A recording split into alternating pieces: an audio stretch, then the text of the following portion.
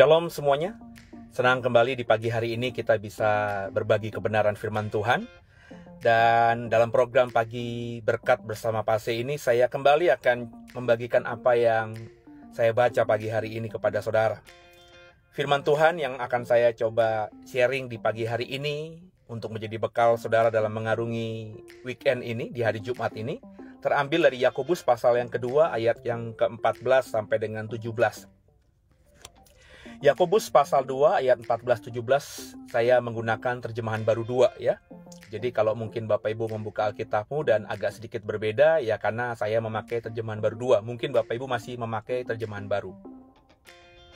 Ayat 14-17 demikian firman Tuhan. Apa gunanya saudara-saudaraku jika seorang mengatakan bahwa ia mempunyai iman, padahal ia tidak mempunyai perbuatan? Dapatkah iman itu menyelamatkan dia? Jika seorang saudara atau saudari tidak mempunyai pakaian dan kekurangan makanan sehari-hari, dan seorang dari antara kamu berkata, "Selamat jalan, kenakanlah pakaian hangat dan makanan sampai kenyang, dan makanlah sampai kenyang." Tapi ia tidak memberikan kepadanya apa yang perlu bagi tubuhnya. Apa gunanya itu? Demikian juga halnya dengan iman. Jika iman itu tidak disertai perbuatan, iman itu pada hakikatnya mati. Kekasih Tuhan, biji mata Tuhan, ayat ini ayat yang cukup populer ya. Dan kadang dipakai untuk sesuatu yang disebut dengan dogmatika. Padahal kalau boleh jujur, ya mesti berhati-hati membangun dasar dari ayat ini. Sebab banyak kelompok Kristen di luar sana mengatakan bahwa iman tanpa perbuatan itu mati, dengan mengatakan bahwa kalau kita punya iman dan iman Kristen kita, iman percaya kita kepada Yesus itu tidak dibuahi lewat perbuatan, maka kita tidak selamat. Dengan artian tadi ya, mati tadi ditafsirkan tidak selamat. Ya harus berhati-hati karena bicara mengenai keselamatan bukan cuma ayat yang ada dalam Yakobus pasal 2 ini yang bisa kita tafsirkan, tapi ada banyak ayat di Alkitab yang harus kita baca juga. Sehingga ketika kita membangun sebuah doktrin, sebuah dasar pengajaran, ayat-ayat yang tersebar di Alkitab itu harus kita masukkan sebagai referensi sebelum kita menafsirkan tentang sesuatu. Intinya Yakobus pasal 2 tadi mengingatkan bahwa iman saudara itu memang harus diekspresikan. Sebagai contoh tadi, kalau kau lihat ada saudaramu yang tidak punya pakaian, bajunya basah, kemudian juga dia belum makan, terus kita cuma berkata, "Selamat jalan ya, semoga kau sehat, badanmu kuat, dan sampai jumpa di lain kesempatan." Itu kata-kata yang kita ucapkan itu, meskipun itu berdoa untuknya, menjadi nothing, menjadi kosong. Bukankah ada baiknya kita ketika melihat saudara kita itu kedinginan, pakai baju yang basah, kemudian juga kita tahu dia belum makan berhari-hari, kita berikan apa yang kita punya untuk menyelesaikan kebutuhan yang mereka butuhkan, yang tidak mereka dapatkan dalam hari itu. Baru setelah itu kita berkata, "Selamat jalan, sampai jumpa di lain kesempatan. Semoga kau benar-benar dalam berkat Tuhan dan dalam kasih Tuhan." Barulah kata-kata kita itu bermakna. Ya seringkali kita melihat apa yang saya sampaikan itu kita lakukan dalam keseharian kita. Kita mengaku orang beriman, tapi tindakan ekspresi kita, ya tindakan hidup kita sehari-hari itu tidak sama sekali mencerminkan iman kita. Bahwa ketika kita percayakan hidup kita kepada Tuhan, banyak kita faktanya khawatir. Ketika kita dalam masalah hidup, kita menghadapi banyak tantangan, terus kita berkata, kita punya iman bahwa waktu Tuhan, waktu yang terbaik, dan Tuhan tidak akan izinkan kita tergeletak, mungkin jatuh, tapi tidak diizinkannya tergeletak karena tangannya pasti akan menopang kita. Tapi ketika faktanya kita menghadapi masalah itu, kita kayak orang yang sedang menghadapi situasi yang genting gitu. Ketika kita, seperti orang ketika lihat ke angkasa, wah ada meteor jatuh, wah ini kiamat dan lain sebagainya. Seolah-olah dunia akan berakhir. Padahal tadi punya iman. Itu yang dikatakan oleh Yakobus, saudara. Bahwa apa yang kita imani itu harus kita ekspresikan. Kita mengimani, orang Kristen mengimani Yesus Kristus adalah Tuhan dan Juru Selamat satu-satunya. Kita bisa ada kayak hari ini semata-mata karena pengorbanan Dia di atas kayu salib menebus dosa kita. Tapi dalam hidup sehari-hari kau masih berdosa. Kita masih berdosa. Banyak orang-orang yang tidak mengerjakan kebenaran di Alkitab. Tidak taat sama Tuhan dengan berbuat dosa. Tidak hormat sama pimpinan, ya. Tidak tunduk sama suami, tidak mengasihi istri, ya. Kita melakukan banyak hal di dalam keseharian kita, tapi itu tidak mencerminkan bahwa kita sudah ditebus dan kita merasa bahwa kita hari ini dosa-dosa kita sudah disucikan, dikuduskan oleh salib, darah salib Kristus. Karena dengan sengaja, sadar nggak sadar, saudara masih berbuat dosa dan masih menikmati dosa. Itu yang kadang-kadang ngelus dada gitu ya. Membaca berita, mendapatkan informasi dari rekan-rekan hamba Tuhan. Ada hamba Tuhan tertentu yang ternyata masih korupsi. Masih ada hamba-hamba Tuhan yang kita dapatkan informasi menyalahgunakan ayat firman Tuhan untuk kepentingannya sendiri. Ya. Bahkan sampai belum lama ini saya masih mendapatkan informasi ada beberapa hamba Tuhan, maafkan saya, yang mengejar-ngejar persepuluhan. Miris gitu. Saya tidak bilang persepuluhan itu bukan kebenaran, saudara. Tapi biarlah itu dikembalikan kepada jemaat masing-masing. Apakah mereka sudah dewasa secara iman? Sebab bagi saya, orang yang dewasa secara iman, itu akan tahu tanggung jawab dan kewajibannya. Dan kalau Alkitab dibaca dengan jujur, maka perintah Tuhan soal persepuluhan itu yang mestinya kita taati. Tapi bukan berarti sebagai seorang hamba Tuhan, ketika saya tahu jemaat saya tidak mengembalikan persepuluhan, terus saya kejar-kejar gitu. Dan fenomena seperti ini banyak dilakukan oleh hamba-hamba Tuhan. Saya tidak mengerti. Ya, saya tidak mengerti. Secara kasat mata terlihat bahwa ayat-ayat Alkitab tertentu itu dipakai untuk memuaskan kepentingannya sendiri, dan itu mengerikan, saudara. Mengerikan. Bahkan ketika meyakini sebuah doktrin itu dipaksakan kepada semua orang. Ya. Saya pernah melayani di sebuah gereja, di mana hamba Tuhannya itu mungkin mempercayai dan mengajarkan bahwa kalau ditumpangi tangan, jemaat atau siapapun yang ditumpangi tangan itu harus jatuh. Ya, ini lucu ya saudara ya. Tapi itu fenomena itu ada. Harus jatuh begitu. Maka ketika hamba Tuhan ini menumpangkan tangan orang dan orang itu tidak jatuh, maka dikondisikanlah untuk jatuh dengan, maafkan saya melihat dengan mata telanjang saya saat ini, ya, sekarang ini, ya, dengan kasat mata saya, bukan dari omongan orang. Sebab saya di situ diundang sebagai seorang pengkhotbah dan gembalanya mempraktekkan hal itu di depan mata saya. Saya langsung nggak damai sejahtera, saudara, jujur aja. Tapi saya berusaha untuk menjadi hamba Tuhan dengan tetap berkhotbah seperti yang Tuhan taruhkan di hati saya. Tapi jujur aja sebagai manusia melihat fenomena sebelum saya naik ke mimbar, gembalanya menyorong-nyorongkan tangannya kepada kepala beberapa jemaat agar jatuh, dan ketika jatuh baru dia pergi ke tempat lain menumpangkan tangan orang, dan ketika menumpangkan tangan orang lain itu belum disentuh sudah jatuh, dia langsung pergi lagi. Seolah-olah dengan jatuh itu ada urapan yang diterima oleh si jemaat yang jatuh itu. Itu kan ngelus dada, saudara. Saya tidak bilang itu bukan kebenaran, dalam artian siapa tahu memang pengalaman si pendeta itu ketika bertobat lahir baru mengalami hal-hal seperti tadi. Tapi kan tidak bisa itu dijadikan sebuah doktrin dan dipaksakan. Saya hari ini mengajarkan soal Allah itu seperti apa. Dalam khotbah hari Minggu saya sudah sampai seri ke-10 atau ke-11. Minggu besok saya akan berkhotbah tentang Alfa dan Omega. Karena banyak orang Kristen meyakini Yesus itu Alfa dan Omega di dalam kitab Wahyu, ya. Nanti saya akan coba kupas pelan-pelan, ya. Mungkin satu episode cukup karena itu tidak terlalu dalam sebenarnya. Ketika kita membaca Alkitab dengan jujur, kita akan menemukan kebenaran, benarkah Yesus itu Alfa dan Omega, ya, di dalam kitab Wahyu. Saya mengajarkan itu dengan yakin. Dalam hati saya bersungguh-sungguh agar apa yang saya imani dengan sungguh ini dipahami oleh jemaat, dan jemaat kemudian menggumulinya bersama Tuhan dan akhirnya bisa percaya dengan apa yang saya sampaikan. Karena saya yakin saya benar. Tapi kalau ada jemaat yang tidak suka, tidak sepakat, ya enggak apa-apa. Ada Bapak Ibu yang tidak akhirnya setelah mendengarkan khotbah saya tidak mempercayai tafsiran saya, ya ora popo, nggak apa-apa. Saya nggak akan maksa saudara untuk percaya sama pemahaman saya. Saya sudah menyelesaikan bagian saya sebagai seorang hamba Tuhan. Kebetulan Tuhan izinkan untuk membangun gereja yang namanya JKI Doe sebagai gembala sampai detik ini, untuk menyampaikan kebenaran yang Tuhan taruhkan di hati saya.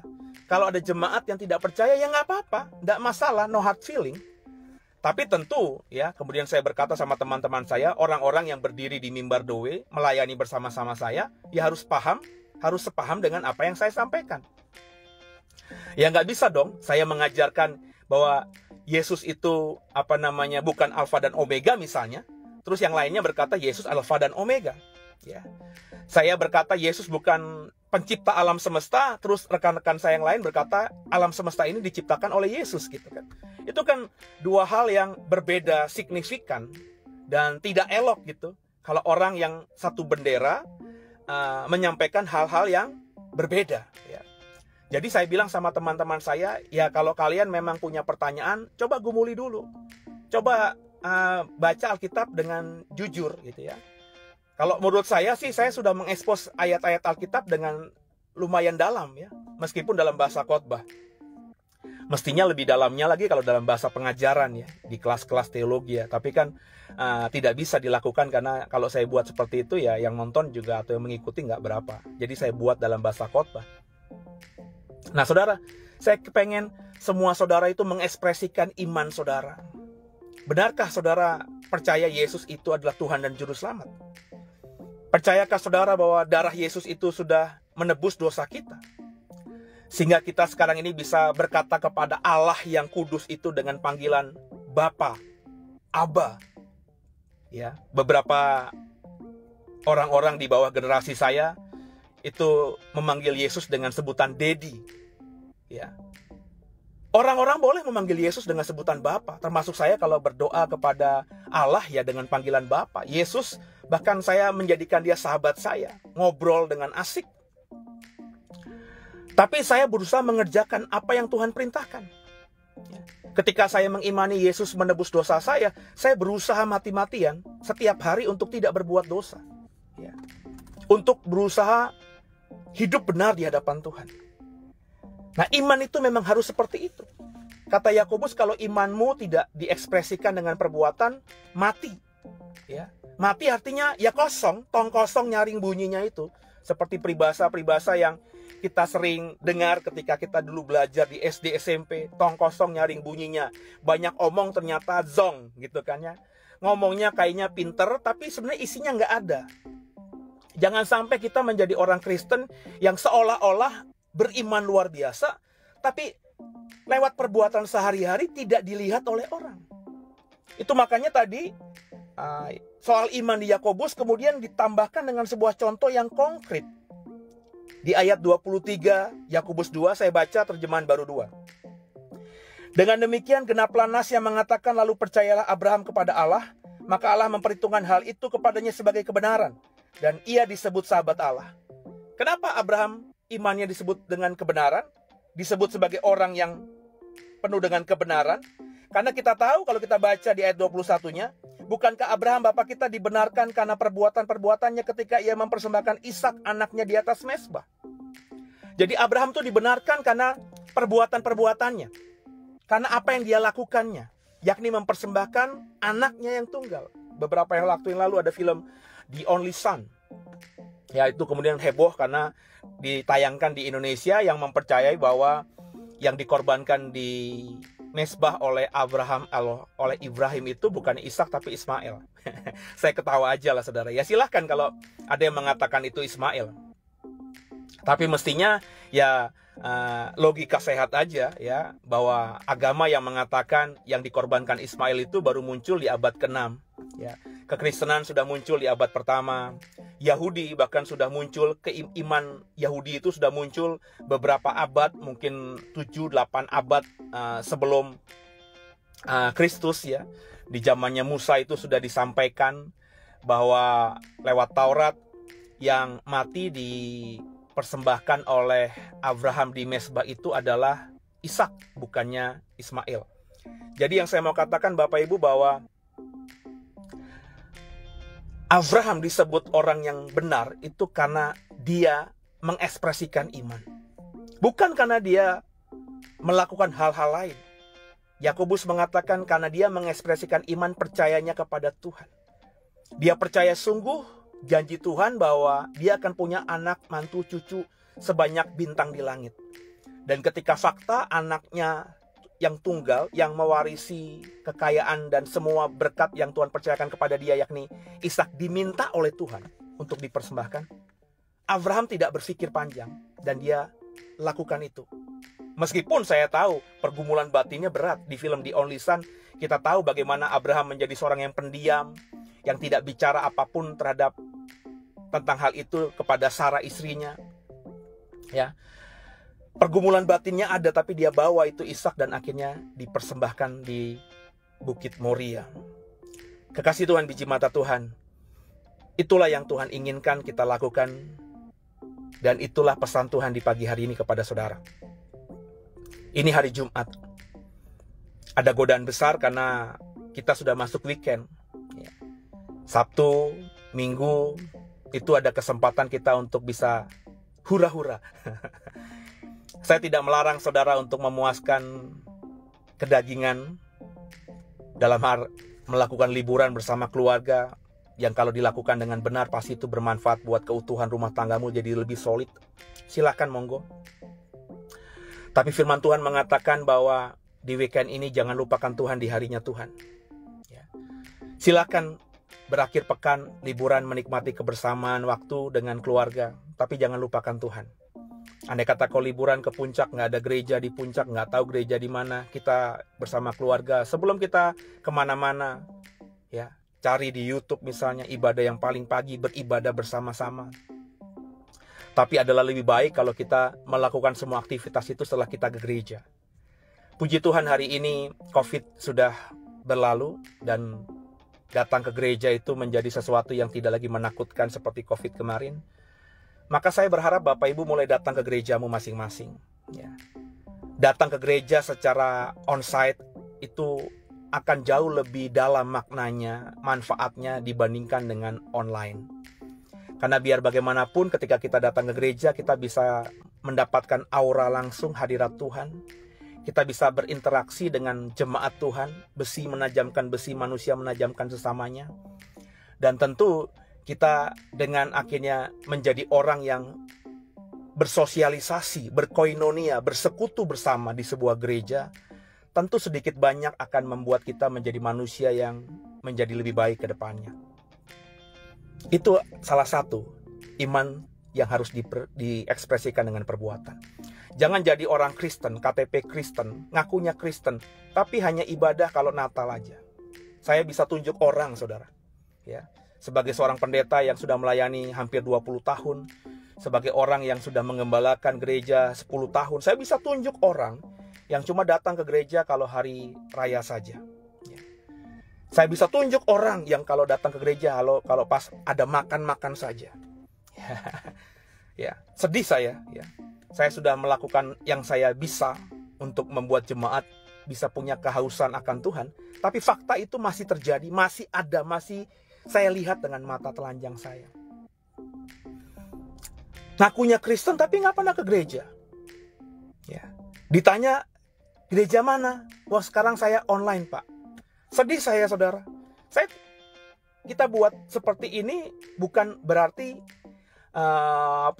membuat saudara harus tidak ke gereja onsite. Saudara silakan beribadah online dengan Doe setiap hari Minggu. Tapi kalau saudara misalnya tinggal jauh dari Doe, tinggal di Kalimantan, tentu tidak bisa ke Doe setiap hari Minggu.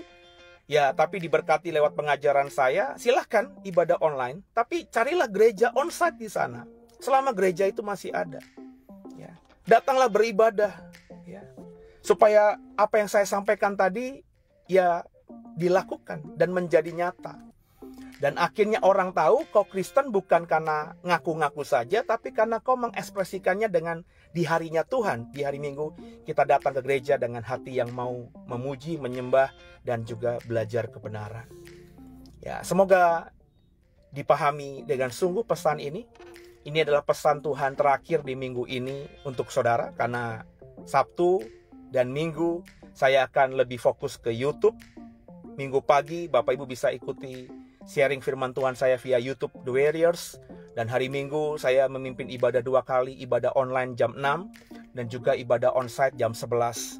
Silakan Bapak Ibu mengikuti, dan kalau tinggal di seputaran Serpong silakan datang ke gereja. Saudara tidak akan pernah dipaksa untuk menjadi jemaat The Way, kecuali saudara memang berniat untuk menjadi jemaat The Way. Ya, silakan datang beribadah bersama-sama. Semua orang yang mau belajar kebenaran diundang untuk beribadah bersama dengan kami. Itu saja pesan saya di hari Jumat ini. Sebelum kita liburan, ekspresikan iman. Kalau kau murid Kristus, ekspresikan iman sebagai seorang yang mengikuti Kristus. Mengikuti Kristus berarti harus mengikuti teladan yang dilakukan oleh Yesus yang bisa kita temukan di Alkitab kita. Maka bacalah Alkitabmu supaya kau bisa sama seperti Kristus. Izinkan saya berdoa buat saudara. Tuhan, terima kasih buat semua yang mengikuti. Doaku mereka semua diberkati, hamba juga diberkati. Sepanjang weekend ini kami diberkati, semakin menjadi orang-orang yang bisa mengekspresikan iman kami dengan benar.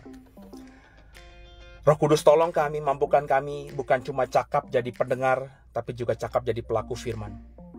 Dan kami serahkan weekend kami ini, hari Jumat kami ini, menjadi Jumat penuh berkat. Jumat yang diberkati. Dan ampuni salah dosa kami. Yesus Kristus, Kaulah Tuhan Juru Selamat kami yang hidup. Dan ke dalam tangan-Mu lah kami serahkan tubuh, jiwa, dan roh kami. Haleluya.